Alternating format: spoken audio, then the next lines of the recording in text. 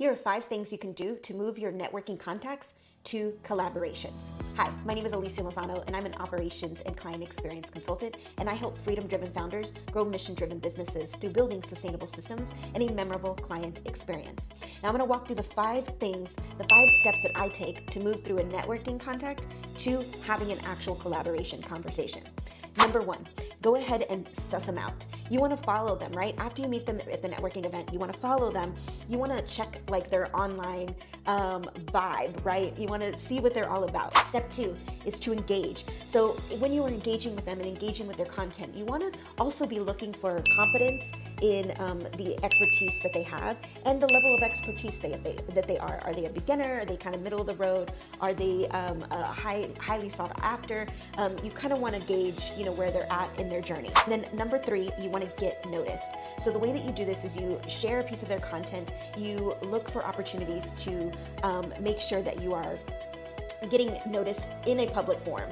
Depending on where you're at, if you're on social media, you're going to be commenting, you're going to be sharing some of their content, and you're going to want to get a reaction back from them in a public forum. Step 4, you want to cultivate a direct connection.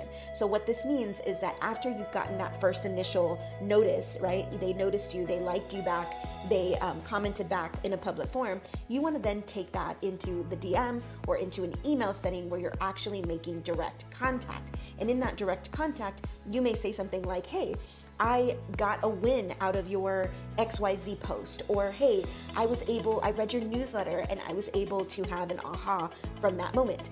Now what you're doing is you're making a direct contact with them that is off of social media or off of a place. It could be in the DMs, but really trying to take it off of a public area that you're at, a public medium. And then the last step is you're going to invite to a collaboration conversation. So when you invite to a collaboration conversation, once they answer you back, if they answer you back, in some cases they may not, and that's okay, then you don't move on to step 5. But in step 5, you want to invite them to a collaboration conversation.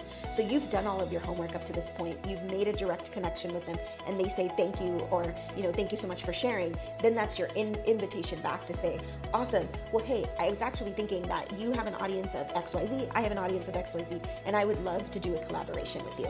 So that is the 5 steps, and now you can seamlessly transition your contacts to collaborations with a strategic collaboration relationship management system. So you can follow for more Collab Systems Chat.